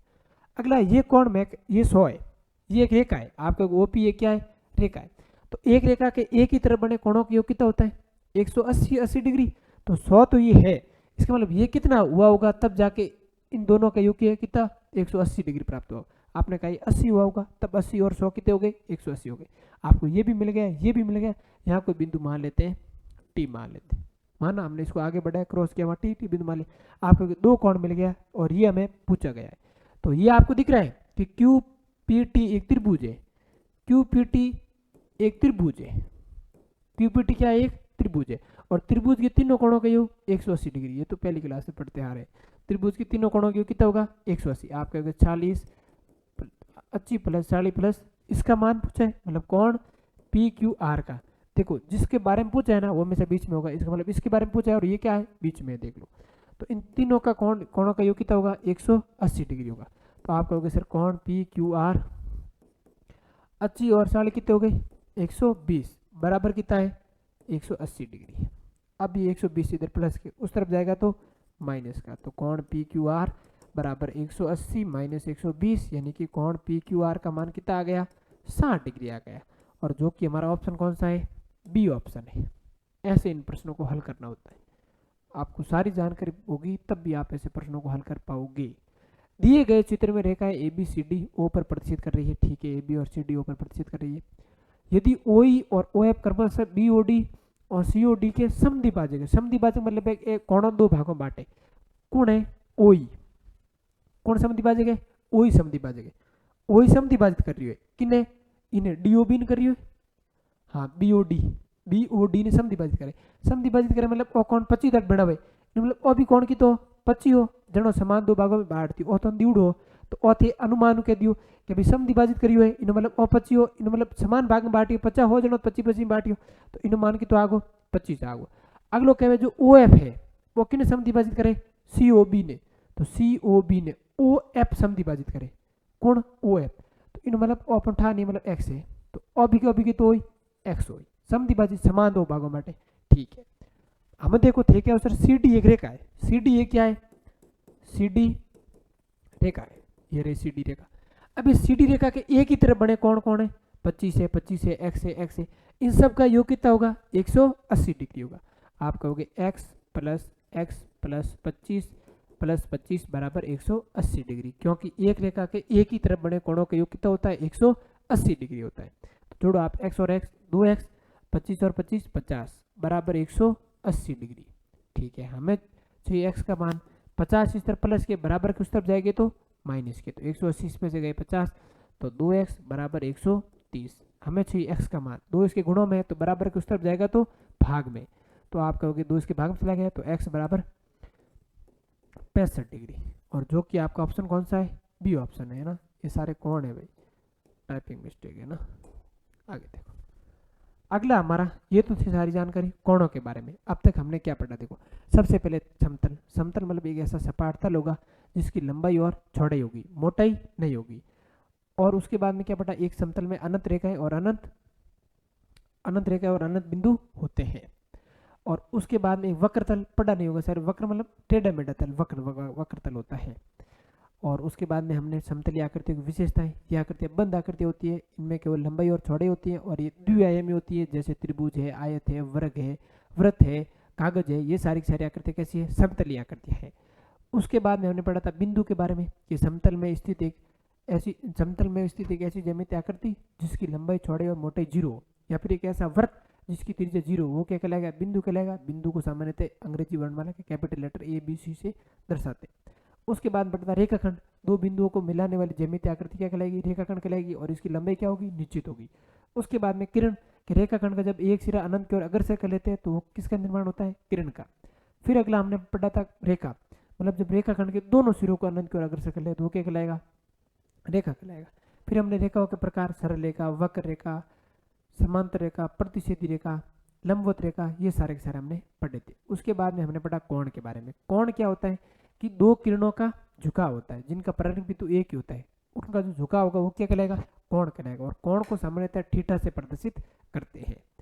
फिर हमने क्या पढ़ा, कोणों के प्रकार। कोणों के प्रकार में आसन कोण, कि दो ऐसे कोण जिनमें कोई एक भुजा और एक शीर्ष उभयनिष्ठ हो, वो क्या कहलाएंगे, आसन कोण कहलाएंगे।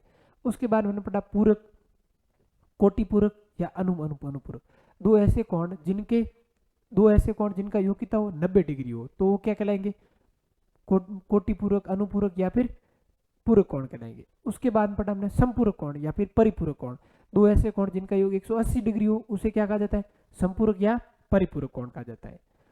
उसके बाद हमने कौन सा पढ़ा था, एक वो डायग्राम पढ़ा था जिसमें हमने बताया था संगत कोण, एकांतर कोण, अंतः कोण और फिर बहिष कोण। इनका योग, अंतः कोण और बहिष कोणों का योग तो कितना होता है, 180 डिग्री होता है।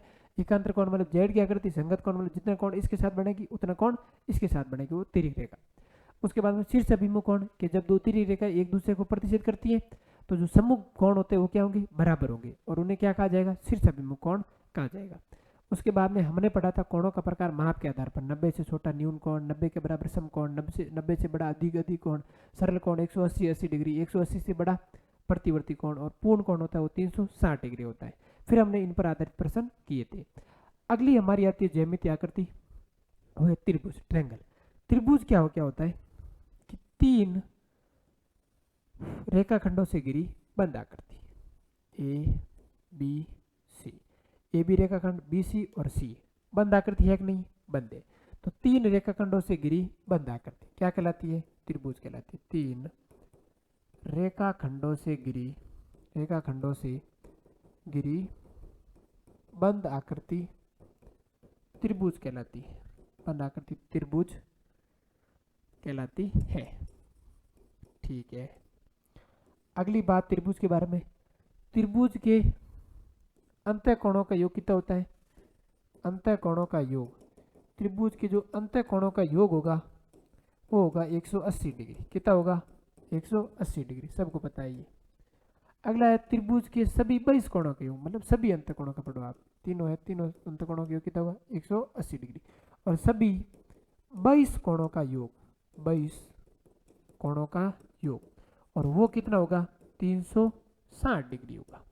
तो त्रिभुज के अंत कोणों का योग 180 डिग्री और त्रिभुज के सभी 22 कोणों का योग कितना होगा 360 डिग्री। और ये 3 रेखाखंडों से घिरी कैसे आकृति है, बंद आकृति है। अगला देखो, अच्छा हाँ त्रिभुज के बारे में है और बात त्रिभुज के बारे में।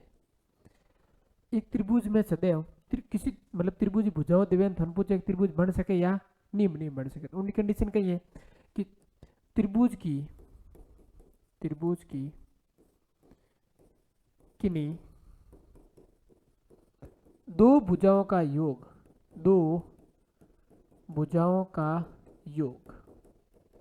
त्रिभुज की किन्हीं दो भुजाओं का योग सदैव तीसरी भुजा से बड़ा होता है, सदैव तीसरी भुजा से बड़ा होता है। अगर बड़ा होगा तो ही त्रिभुज बनेगा, बड़ा नहीं होगा तो त्रिभुज नहीं बनेगा। अगली त्रिभुज के बारे में बात है, क्या है कि दो भुजाओं का योग तीसरी भुजा से बड़ा होगा और त्रिभुज की दो भुजाओं का अंतर होगा वो तीसरी भुजा से छोटा होगा। तो लिख दो ये बात, त्रिभुज की दो भुजाओं का अंतर किन्हीं भी है ना, कोई फिक्स नहीं है। त्रिभुज की किन्हीं दो भुजाओं का अंतर सदैव तीसरी भुजा से छोटा होता है, सदैव तीसरी भुजा से छोटा होता है। जैसे मैं आपको कहूँ ये एक त्रिभुज है, इसकी भुजा आपको दे रखी, जैसे सपोज करो भुजा दे रखी आपको 3, 4 और 5 समकोण त्रिभुज है, भुजा दे रखी।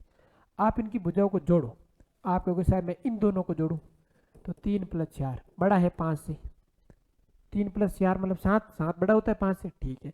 अगला मैं अगर इन दोनों को जोड़ूं 5 और 4 तो बड़ा होना चाहिए 3 से, हो रहा है 3 से बड़ा। अगर मैं इन दोनों को जोड़ूं तो बड़ा होना चाहिए 4 से, तो हो रहा है 4 से बड़ा।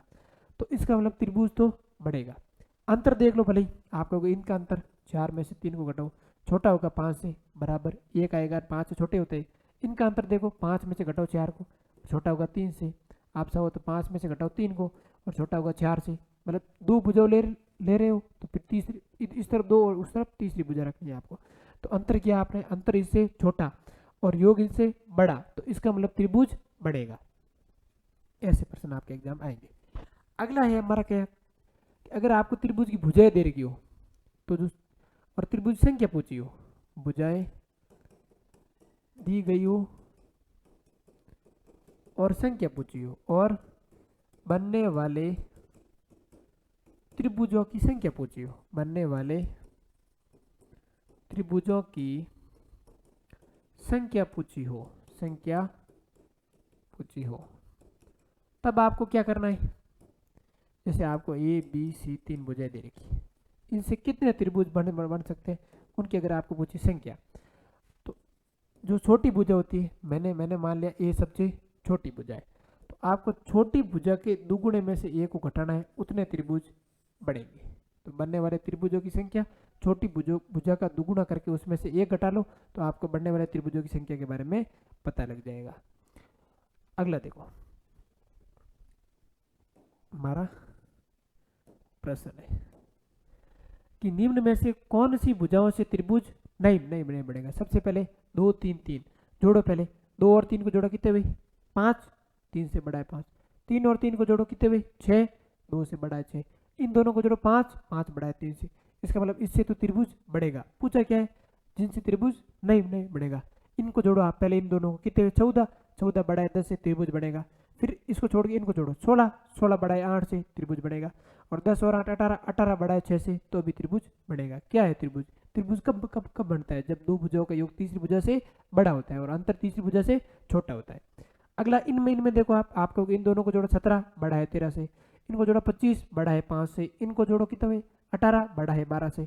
फिर जोड़ो इनको, आप कहोगे 3, ये तो ये गड़बड़ हो गया 3, क्या 3 बड़ा है 5 से, नहीं है भाई, दो भुजाओं का योग बड़ा होना चाहिए, तो 2 + 1 5 से बड़ा नहीं है। तो इस वजह से जो हमारा ऑप्शन होगा वो कौन सा होगा, डी ऑप्शन होगा। अगर त्रिभुज बनेगा तो ये क्या होगा, बड़ा होना चाहिए, तो इनसे त्रिभुज नहीं बनेगा। अगला हमारा त्रिभुज में ही है केंद्रक और माध्यिका का टॉपिक। क्या होता है केंद्रक, जैसे ये है त्रिभुज, ये कोई ये क्या है त्रिभुज है, ये हमारा एक त्रिभुज है।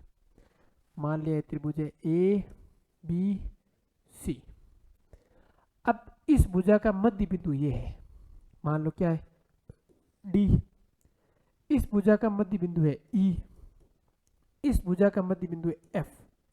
तो त्रिभुज के शीर्ष से सामने वाली भुजा के मध्य बिंदु को मिलाने वाली रेखा क्या कहलाएगी, माध्यिका कहलाएगी।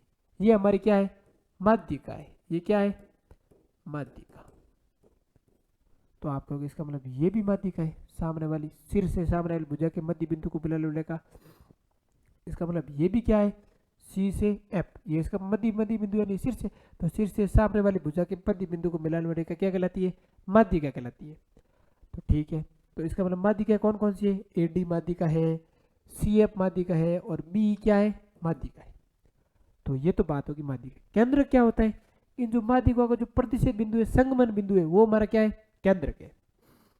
तो लिख दो परिभाषा सबसे पहले माध्यिका, सिर से सामने वाली भुजा के मध्य बिंदु को मिलाने वाली रेखा। सिर से त्रिभुज के शीर्ष से सामने वाली भुजा के मध्य बिंदु को मिलाने वाली रेखा क्या कहलाती है माध्यिका कहलाती है। तो फिर केंद्र कौन है, केंद्र माध्यिका का संगमन बिंदु है, प्रतिच्छेद बिंदु जहां ये तीनों टकराती है। माध्यिकाओं का संगमन बिंदु क्या कहलाता है केंद्र कहलाता है, संगमन बिंदु केंद्र होता है। अब इनसे संबंधित महत्वपूर्ण बातें देखो क्या है। सबसे पहले ये त्रिभुज बनाओ, ये बना दे त्रिभुज ए बी और सी। फिर इनकी माध्यिका आप कहोगे ये है ए डी, ये है बी ई और ये है सी एफ। और जहाँ ये आपस में टकरा रही है वो इनका क्या है संगमन बिंदु, टकरा रही है प्रतिच्छेद कर रही है, जहाँ तीनों एक साथ एक बिंदु से गुजर रही है वो इनका क्या कहलाता है केंद्र कहलाता है। और उसे किससे दर्शाते हैं जी से दर्शाते हैं। ये हमारा हो गया केंद्रक, ये माध्यिका ये केंद्रक। सबसे पहली बात ये होती है कि जो केंद्रक होता है ना वो माध्यिका को 2:1 में बांटता है। केंद्रक माध्यिका को 2:1 में बांटता है, 2:1 में बांटता है। कहने का मतलब कि जो एजी है बट्टा जीडी है, इनको 2 भागों में बांटा, वो कितना होगा 2:1 के बराबर होगा। आपके एग्जाम में क्या होगा, ऐसा एक कोई त्रिभुज बना के इसका मान दे देगा, इसका मान पूछेगा, तो आप क्या क्या करोगे, इनका अनुपात किसके बराबर करोगे 2:1 के। क्यों, क्योंकि जो एक केंद्रक है ना वो इसको 2:1 के भाग में बांटता है, मतलब 2 भाग ऊपर रखे और 1 भाग नीचे रख दिया, तो 2:1 के भाग में बांटता है। कौन केंद्र, किसे माध्यिका को। अगला हमारा आता है कि जो माध्यिकाओं के संगमन से त्रिभुज बने। आप कहोगे सर ये त्रिभुज है, ये त्रिभुज है, ये त्रिभुज है, ये त्रिभुज है, ये त्रिभुज है, ये त्रिभुज है, तो फिर इनका क्षेत्रफल कितना होगा। तो इनका जो क्षेत्रफल होगा ना वो 6:1 होगा। कहने का मतलब किसी एक का क्षेत्रफल उसे आप 6 से गुणा कराओगे तो फिर इस पूरे का क्षेत्रफल प्राप्त हो जाएगा। तो लिखो आप माध्यिकाओं के संगमन बिंदु यानी केंद्रक या संगमन बिंदु, माध्यिकाओं के संगमन बिंदु से बने त्रिभुजों का क्षेत्रफल, ये त्रिभुज का चिन्ह है ना, त्रिभुजों का क्षेत्रफल क्या होता है 6:1 होता है। कितना होता है 6:1। कहने का मतलब 6 गुणा 1 त्रिभुज का क्षेत्रफल 1 माध्यिकाओं के संगमन से बने त्रिभुज का क्षेत्रफल वो किसके बराबर होगा, वो बराबर होगा 1 गुणा संपूर्ण त्रिभुज का क्षेत्रफल, संपूर्ण त्रिभुज का क्षेत्रफल उसके ये क्या होगा बराबर होगा। ठीक है, अगला हमारा आता है इसी पर आधारित प्रश्न। हाँ यानी दो बातें पढ़ ली हमने कि केंद्रक माध्यिका को 2:1 में बांटता है और माध्यिकाओं के संगमन से जो 6 त्रिभुज बने या जो जितने भी त्रिभुज बने उनका अनुपात 6:1 का होता है। कहने का मतलब किसी एक का क्षेत्रफल अगर आपको पता हो या ज्ञात करना हो तो उसे आपको गुणा कराना 6 से और बराबर कर देना 1 गुणा संपूर्ण त्रिभुज का क्षेत्रफल। ठीक है, आप कहोगे ये तो ये वाला त्रिभुज बना। अगर मैं ऐसा करूं, कैसा कि ये एक त्रिभुज है ए बी सी, भुजाओं के मध्य बिंदु को मिला के त्रिभुज बना दो। इसका मध्य बिंदु डी, इसका मध्य बिंदु ई, इसका मध्य बिंदु एफ। अगर मैं इन्हें मिला दूं, इसको मिलाया, इसको मिलाया, इसको मिलाया, तो इनसे बने त्रिभुज का क्षेत्रफल क्या क्या होगा? तो इससे बने त्रिभुज क्षेत्रफल 4:1 होता है। तो लिखो भुजाओं के मध्य बिंदुओं को मिलाने पर बने त्रिभुज का अनुपात वो कितना होता है? वो होता है 4:1।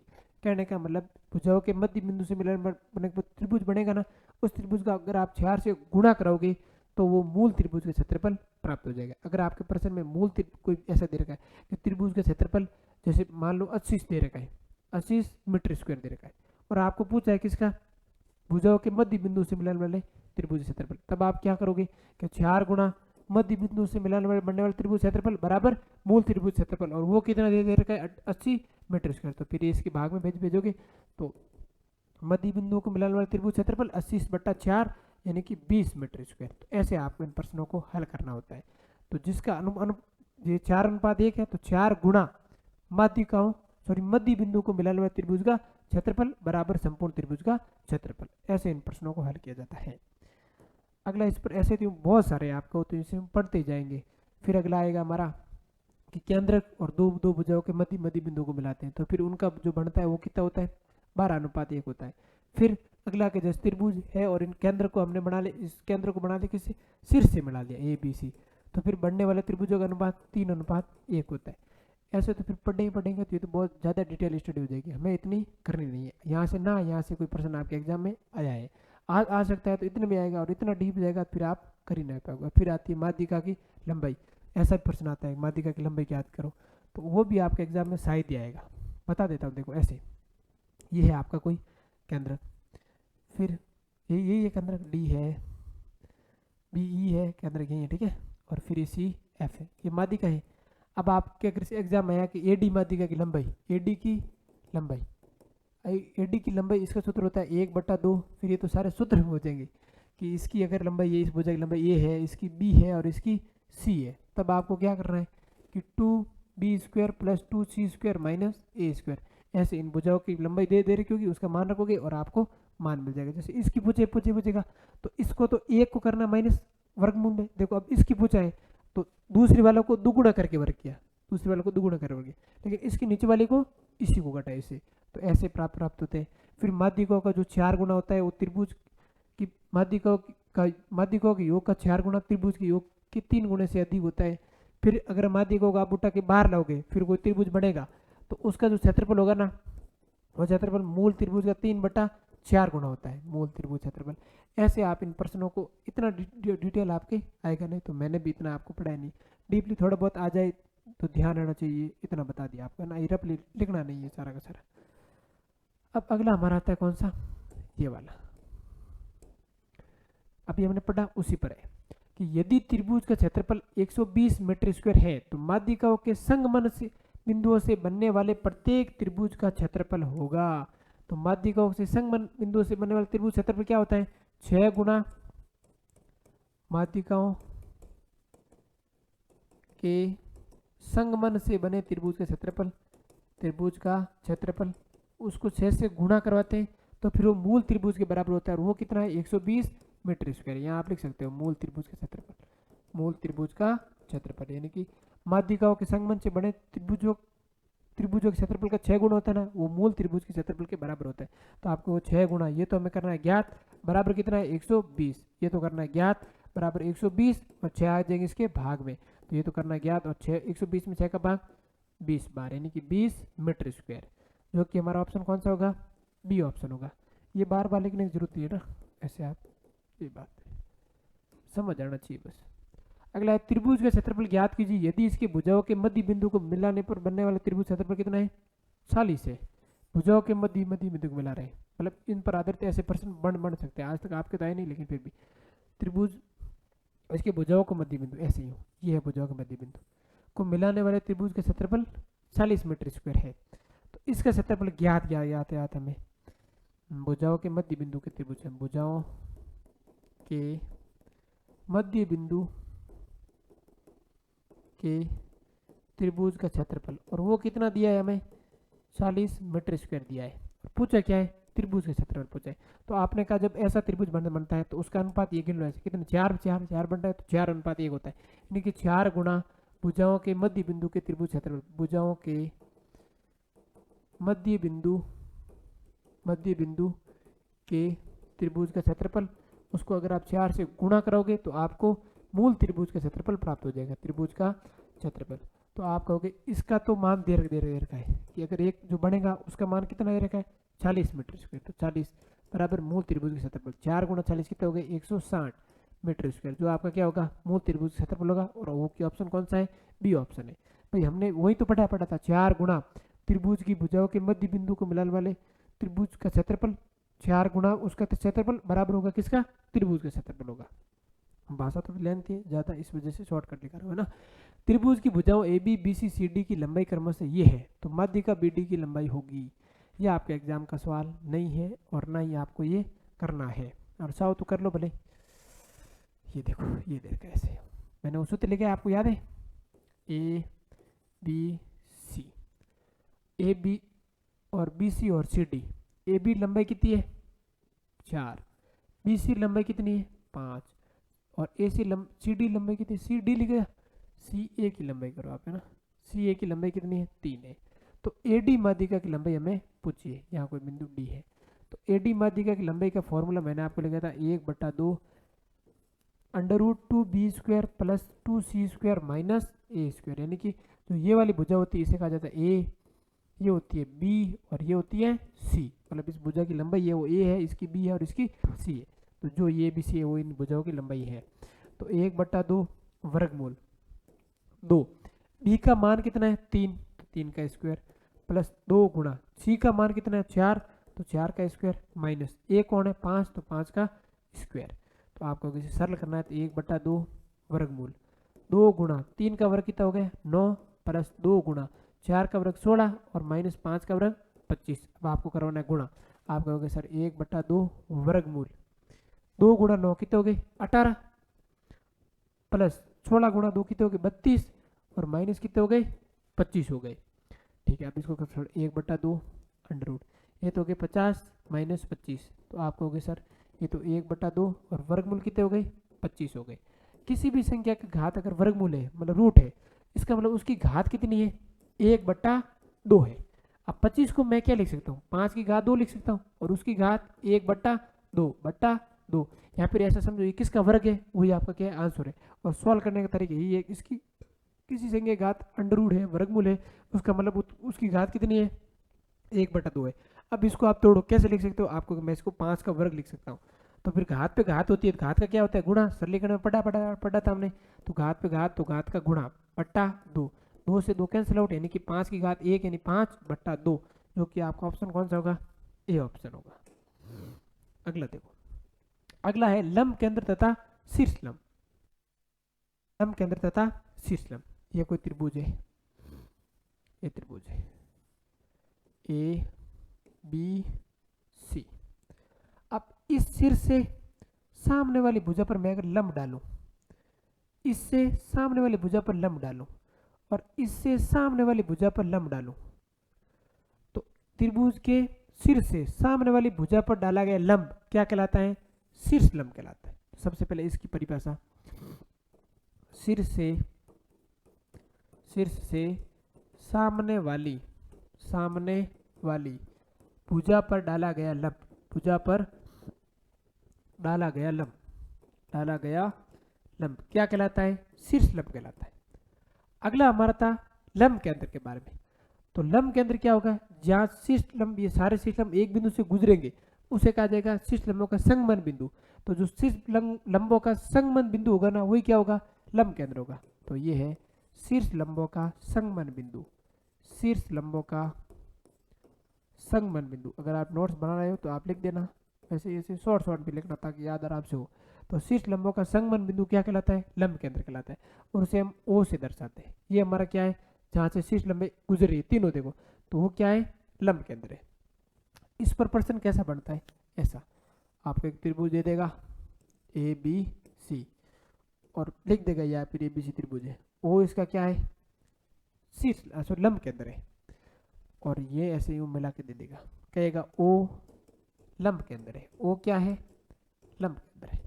और आपको कोण ए का मान दे देगा, जैसे 50 दे दिया, और कोण बी ओ सी का मान पूछेगा। तो जब ये लंब केंद्र होता है ना, और इसका मान हमें ज्ञात करना होता है, तो 180 में से घटा दो कोण ए को, 180 में से घटा दो किसी कोण ए को। तो आप कहोगे सर कोण बी ओ सी होता है 180, और कोण ए का मान कितने देगा? 50, तो बराबर हो जाएगा 130।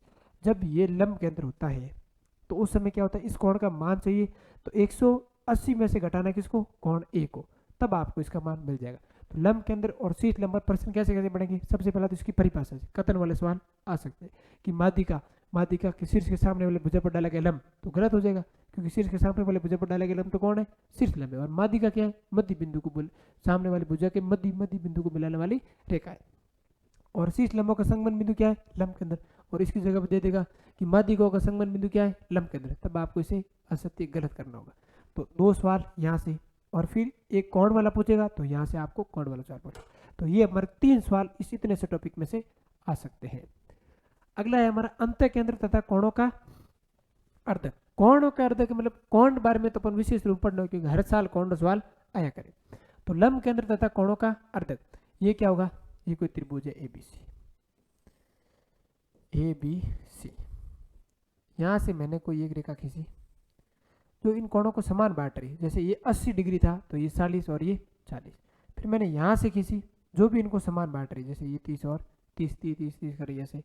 और यहाँ से भी मैंने एक रेखा खींची जो इनको भी क्या कर रही है? समद्विभाजित कर रही है, मतलब कोणों को 2 समान भागों में बांट रही है। तो ये जो रेखाएं होती है ना, वो रेखाएं क्या कहलाती है? कोणों का अर्धक कहलाती है। मतलब कोणों की समद्विभाजक रेखा, शीर्ष पर कोणों की समद्विभाजक रेखा, शीर्ष से निकलती है, तो शीर्ष पर कोणों की समद्विभाजक रेखा क्या कहलाती है? कोणों का अर्धक कहलाती है।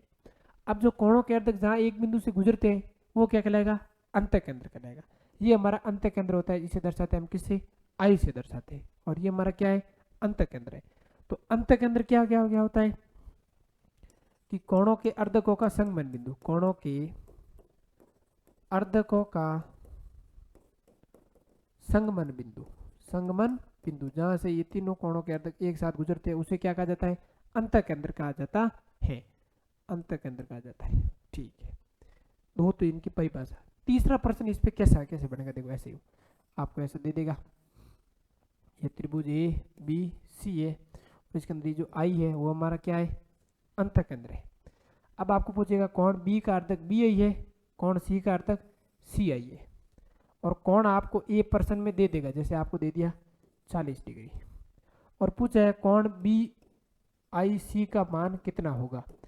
तो जब ये अंत केंद्र होता है और बी आई और सी आई इसकी क्या है? कोणों के अर्धक है, कोणों के समद्विभाजक है।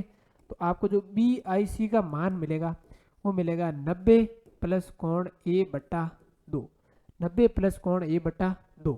तो आप कहोगे सर कोण बी आई सी का मान मुझे सही है, ये कोणों के अर्धक है, तो 90 प्लस कोण ए का मान 40 बट्टा 2, ये मान आपको देगा, और ये कहेगा कि ये अंत केंद्र है।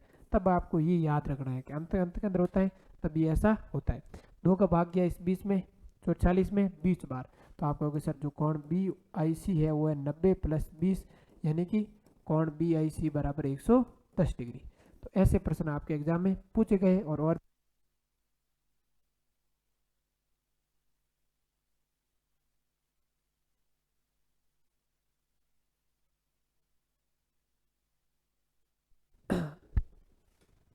लो भाई, ये हमारा था अंत केंद्र और कोणों का अर्धक। इसमें भी ये तो टाइप था जब ये अर्धक था, अगर बाई अर्धक हो जाए तब क्या होगा? हाँ, ए बी और सी, जैसे इसका बाह्य अर्धक, आपको ये आगे बढ़ सकती है, इसका बाह्य अर्धक ये आगे बढ़ सकती है, इसका बाह्य अर्धक ये, दोनों मिल गए यहाँ पे। मतलब ढंग से बनाना चित्र है ना, थोड़ा भाई है ना कॉम्प्रोमाइज करना आज का तबीयत ठीक नहीं है। ये और ये दोनों बाहर मिल गए, तो ये इनका क्या हो गया, अंतकेंद्र हो गए। मतलब 22 एक अंतकेंद्र हो गया जहाँ पे ये समद्विभाजक मिलता है, 22 कोणों का समद्विभाजक मिलता है, ये भी क्या है, अंतकेंद्र है। अगर आपको इसका मान पूछे और इसका मान आपको दिया हुआ हो, कुछ भी दिया है मान लो, तो वो आप कैसे ज्ञात करोगे कि कोण बी आई सी, प्रश्न में ऐसा दे रख होगा कि बी आई और सी आई बाह्य अर्धक है, बाह्य अर्धक है, तब आपको ऐसा चित्र बनाना है। और खाली अर्धक है वे तो अंदर की तरफ बनाना, बाह्य अर्धक है तब कोण बी आई सी का मान होगा ना, वो होगा 90 माइनस कोण ए बट्टा 2। 90 में से घटाना है किसको, कोण ए के आधे को, तब आपको इसका मान मिल जाएगा। अगला कि जब आपको ऐसा कह दे तो, जैसे ये त्रिभुज ए बी सी है, त्रिभुज ए बी सी है, और क्या करें, इसको आगे बढ़ा दिया, इसका बाह्य अर्धक और इसका अर्धक दोनों कहाँ मिले, यहाँ मिल गए। ये भी तो हमारा क्या है, अंतकेंद्र है। मतलब एक भुजा का तो आपको बाह्य अर्धक कहेगा, सी का ऐसे कहेगा कि सी आई बाह्य अर्धक है और बी आई क्या है, अर्धक है, तो कोण इसका मान आपको क्या करना है, ज्ञात करना है। तो उस स्थिति में कोण बी आई सी ऐसा ये दिया होगा, सी आई बाह्य अर्धक और बी आई होगा वो क्या होगा, अर्धक होगा, ओनली अर्धक। तब आपको बी आई सी का मान पूछा है ना, वो होगा कोण ए बट्टा 2, डायरेक्टली कोण ए बट्टा 2। 90 प्लस ए बटा 2 कब होता है, जब अर्धक होते हैं नॉर्मली, और 90 माइनस ए बटा 2 कब होता है, जब बाह्य अर्धक होते हैं। और जब ए का बाह्य अर्धक और ए का अर्धक होता है तब सीधा ए बटा 2 होता है, और लंब केंद्र होता है तब क्या होता है, 180 में से ए को घटा दो तब उसका मान मिल जाता है। और केंद्र के बारे में तो ऐसे त्रिभुज के क्षेत्रफल वाले सवाल बढ़ेंगे सीधे, और एक वो 2:1 में विभाजित करता है ऐसे। तो ये तो था हमारा अंतकेंद्र के बारे में। उसके बाद में हमारा परिकेंद्र तथा भुजाओं का लंब अर्धक, ये क्या होता है। अब वैसे उस पर और भी प्रश्न बन सकते हैं ना, उसके एक अंतवर्त अंदर डाला जाए, फिर अंतवर्त की त्रिज्या पूछी जाए तो होती है आर बराबर त्रिभुज के क्षेत्रफल बटा अर्ध परिमाप, आर बराबर त्रिभुज क्षेत्रफल बटा अर्ध परिमाप। ऐसे बनाना चाहो तो बहुत सारे सवाल बन सकते हैं। और एक बात इसमें आप लिखना चाहो तो लिख सकते हो, छोड़ो इसको बाद में करेंगे। परिकेंद्र तथा भुजाओं का लंब अर्धक, तो ये एक त्रिभुज है ए बी सी, मतलब भुजाओं का लंब अर्धक एक ऐसी रेखा जो भुजाओं को समान दो भागों में बांटती है और लंबवत जाती है, 90 डिग्री कोण बनाती है। इस वाली भुजा को इस वाली भुजा समान अनुपात में, ये गई इसे और इसे समान अनुपात बांटा, ये आई इसे और इसे समान अनुपात बांटा, और कितना कोण बना इसके साथ, 90 डिग्री। तो ये तो होता है इसका लंब अर्धक, मतलब सिर से सामने वाली भुजा पर डाला गया लंब जो भुजा को 2 अनुपात विभाजित करता है। शीर्ष से भुजा पर डाला गया लंब जो भुजा को समद्विभाजित करता है, जो भुजा को समद्विभाजित करता है वो क्या कहलाता है, हमारा लंब अर्धक कहलाता है। तो ये सारे के सारे भुजाओं के क्या है, लंब समद्विभाजक है। ठीक है, ये हो गए लंब समद्विभाजक या लंब अर्धक। फिर इनका जो संगमन बिंदु होता है वो क्या है, परिकेंद्र है। तो परिकेंद्र की परिभाषा हो गई लंब केंद्रों का संगमन बिंदु, सॉरी लंब अर्धकों का संगमन बिंदु, वो हमारा क्या है, परिकेंद्र है। तो अब सबकी परिभाषा आपको याद रखनी है। सबसे पहले किसकी, केंद्र की। माध्यिकाओं का संगमन बिंदु, माध्यिका क्या होती है कि त्रिभुज की शीर्ष से सामने वाली भुजा की मध्य बिंदु को मिलाने वाली रेखा। उसके बाद में हमने पढ़ा था लंब केंद्र के बारे में कि शीर्ष से सामने वाली भुजा पर लंब डाला जाए, फिर उनका जो संगमन बिंदु होता है वो क्या कहलाता है, लंब केंद्र कहलाता है, मतलब शीर्ष लंबों का संगमन बिंदु। उसके बाद में हमने क्या पढ़ा था, अंतकेंद्र। अंतकेंद्र क्या होता है कि कोणों का समद्विभाजक है, मतलब कोणों का अर्धक है, उनका जो संगमन बिंदु होगा वो क्या कहलाएगा, अंतकेंद्र कहलाएगा। उसके बाद में हमने पढ़ा था क्या, पर ये जो पढ़ रहे परिकेंद्र और लंब केंद्र। परिकेंद्र क्या क्या होता है कि लंब अर्धकों का संगमन बिंदु, और लंब अर्धक क्या होता है कि शीर्ष से सामने वाली भुजा पर डाला गया लंब जो उसे समान 2 भागों में बांटता है वो क्या कहलाता है, हमारा लंब अर्धक कहलाता है। तो ऐसे सवाल आपके एग्जाम में पूछे भी गए और बन भी सकते हैं और भी आगे। ठीक है, नेक्स्ट देखो।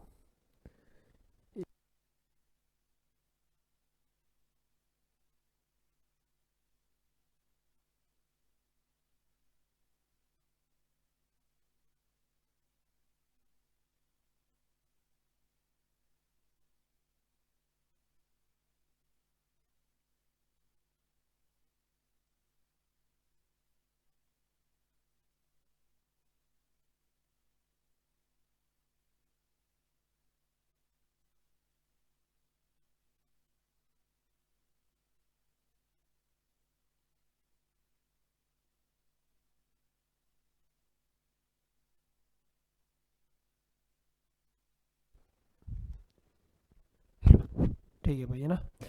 तो परिकेंद्र तथा भुजाओं का लंबवर्तक ये हमने पढ़ा है। अब इन पर आते हुए देखते हैं प्रश्न।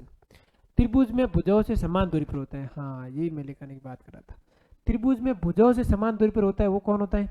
अंतःकेंद्र होता है। आप चाहो तो इसमें लिख दो, ये होता है भुजाओं से समान दूरी पर। कहाँ गया अंतःकेंद्र? अंतःकेंद्र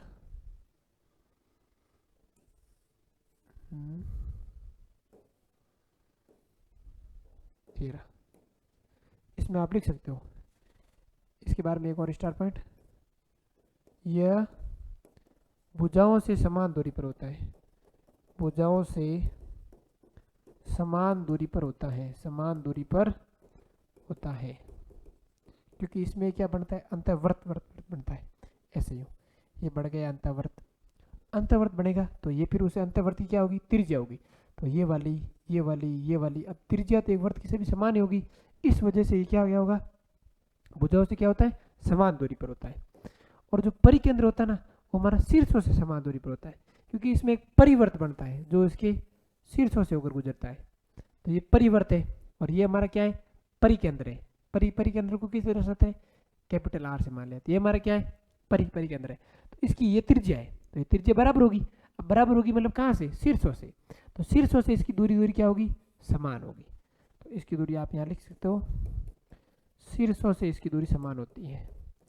शीर्षों से इसकी दूरी समान होती है, दूरी समान होती है। ठीक है भाई, अब हमारा जो प्रश्न था वो आप समझ गए होंगे कि भुजा त्रिभुज में भुजाओं से समान दूरी पर होता है कौन? अंतःकेंद्र, क्योंकि अंतःकेंद्र में अंतःवर्त बनता है। अंतःवर्त मतलब केंद्र से परिधि तक की दूरी क्या क्या कहलाएगी? त्रिज्या कहलाएगी। तो उसमें भुजा तक जाता है वो वर्त, तो भुजा को स्पर्श करता है, तो इस वजह से इसकी दूरी भुजाओं से क्या रहती है? समान रहती है अंतःवर्त की। अगला हमारा प्रश्न देखो कि भुजाओं के आधार पर त्रिभुज, भुजाओं के आधार पर त्रिभुज मतलब सबसे पहला समबाहु त्रिभुज। सबसे पहला त्रिभुज कौन सा है? समबाहु त्रिभुज। समबाहु त्रिभुज मतलब एक ऐसा त्रिभुज जिसकी तीनों भुजाएं बराबर हो। ये ए बी सी, ये भुजा ये भुजा ये भुजा, तीनों भुजाएं समान हो, तीनों भुजाएं समान हो, तो वो क्या कहलाता है? समबाहु त्रिभुज कहलाता है। अब तीनों भुजाएं समान तो तीनों कोण भी समान, और वो कितने होते हैं? 60 डिग्री होता है। यानी कि समबाहु त्रिभुज का जो प्रत्येक कोण होगा वो कितना होगा? 60 डिग्री का होगा प्रत्येक कोण। ये भी बात आप याद रखना। और समबाहु त्रिभुज में जो आपने पढ़ा है केंद्रक, पढ़ा है ना? केंद्रक, अंतःकेंद्र, फिर लंब केंद्र, फिर परिकेंद्र। लंब केंद्र और परिकेंद्र ये सारे के सारे क्या होते हैं? एक ही बिंदु पर होते हैं, एक ही बिंदु पर होते हैं। किसमें? समबाहु त्रिभुज में बिंदु पर होते हैं। अगला हमारा प्रकार था, एक तो समबाहु त्रिभुज, अगला है हमारा समद्विबाहु। तो समद्विबाहु त्रिभुज का मतलब होता है एक ऐसा त्रिभुज, ये सिन त्रिभुज गया ना, यह है त्रिभुज का, एक ऐसा त्रिभुज जिसकी दो भुजाएं समान हो। ये कोई त्रिभुज है ए बी सी, इसकी ये भुजा ये भुजा समान हो, ये दो है तो ये भी दो है, चार है तो ये भी चार है, तो वो त्रिभुज क्या कहलाएगा? समद्विबाहु त्रिभुज कहलाएगा। अब दो भुजाएं समान होती है ना, तो उनके संगत कोण भी क्या होते हैं? बराबर होते हैं। ये भी आप याद रखना। अगर पर्सन एग्जाम ऐसा आए, ये भुजा दो दे रखी, दो रखी, ये 30 दे रखी है, तो फिर इसको पूछा है तो ये भी कितनी होगी? 30 होगी। संगत भुजाओं, समान भुजाओं के संगत कोण क्या होते हैं? बराबर होते हैं, ऐसा याद रखना। अगला त्रिभुज है, यही यही लिख दूं, विषमबाहु त्रिभुज। क्या है? विषम बाहु त्रिभुज, एक ऐसा त्रिभुज जिसकी तीनों भुजाएं अलग अलग हो। ये दो होगी, ये तीन तीन तीन होगी, पांच, और फिर अगला क्या कौन सा ले लें? 6 ले ले। तो ये कैसा त्रिभुज है? विषमबाहु त्रिभुज है। जिसकी तीनों भुजाओं की माप क्या हो, अलग अलग हो, और जिसकी दो भुजाओं की माप समान हो वो क्या कहलाएगा, समद्विबाहु।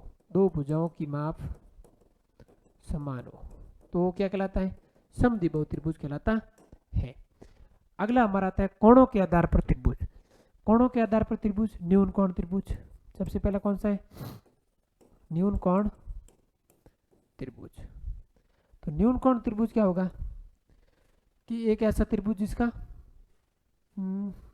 जिसके कोई दो कोण क्या होंगे, न्यून कोण होंगे, तो वो क्या कहलाएगा, न्यून कोण मतलब 90 से छोटा होगा, वो क्या कहलाएगा, न्यून कोण त्रिभुज कहलाएगा। जैसे ए बी सी ले लो आप, न्यून कोण त्रिभुज लेना है, जैसे ये भी ले लो, जिसके एक प्रकार का न्यून कोण त्रिभुज भी। देखो ये तीनों कोण क्या है, 90 से छोटे हैं, जबकि ये तो क्या है, समबाहु त्रिभुज, लेकिन फिर भी आप इसके कोणों के आधार पर इसे बांट सकते हो, तो क्या क्या होगा आप, न्यून कोण त्रिभुज क्या होगा।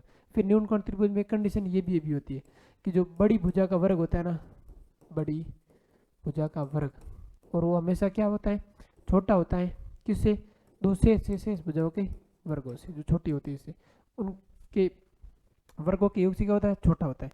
और इसके बारे में बात ये भी है कि इसमें जो केंद्रक है, अंत केंद्र है, लंब केंद्र है, परिकेंद्र है, वो इसके अंदर होते हैं।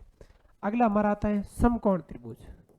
समकोण त्रिभुज कि एक ऐसा त्रिभुज जिसका कोई एक कोण कितना हो, 90 डिग्री हो, वो क्या कहलाएगा, समकोण त्रिभुज कहलाएगा। तो ये ABC क्या है, समकोण त्रिभुज है। और समकोण त्रिभुज की खास बात यही होती है कि इसका जो लंब केंद्र होता है ना, लंब केंद्र वो तो होता है कहाँ, 90 डिग्री कोण पर, 90 डिग्री कोण पर होता है।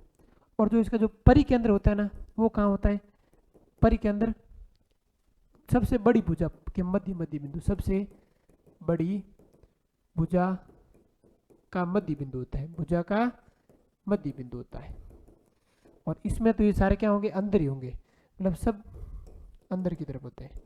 सब कोण जो अंत केंद्र है, लंब केंद्र है, परिकेंद्र है, केंद्र के, वो सारे के सारे क्या होंगे, अंदर की तरफ होंगे।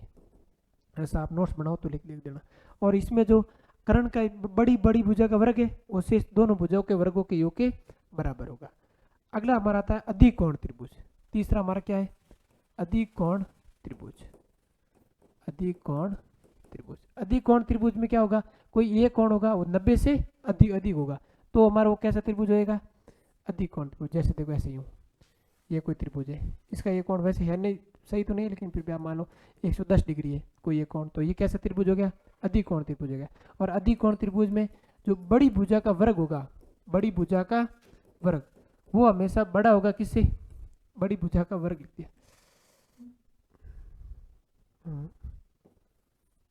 बड़ी भुजा का जो वर्ग होगा वो बड़ा होगा छोटी भुजाओं के वर्गों के योग से। छोटी भुजा जो ए बी इनसे छोटी होगी, ये मान लो कोई बड़ी भुजा है, तो इसके जो वर्ग होगा ना, वो इन छोटी भुजाओं के वर्गों के योग से बड़ा होगा। फिर इसमें जो लंब के अंदर की तरफ तो कौन कौन होंगे, अंदर की तरफ वो होंगे आपके केंद्रक और अंत केंद्र, ये दोनों तो हो गए अंदर की तरफ। और बाहर की तरफ कौन होंगे, बाहर की तरफ होगा आपका लंब केंद्र और परिकेंद्र, लंब केंद्र कोमा परिकेंद्र, ये दोनों कहाँ होंगे, आपके बाहर की तरफ होंगे। ये तो हो गए भुजाओं के आधार पर त्रिभुज का वर्गीकरण। अगला हमारा आधारभूत आनुपातिक प्रमेय, वो हम लेंगे अगली क्लास में। ये त्रिभुज की भुजाओं पर आधारित प्रमेय, इसमें एक भुजा के समांतर खींची गई रेखा शेष दोनों भुजाओं को स्पर्श करती है, फिर वो दोनों भुजाओं को समान अनुपात में विभाजित करती है। इसे थेल्स प्रमेय भी कहा गया है। तो धन्यवाद आप सभी का।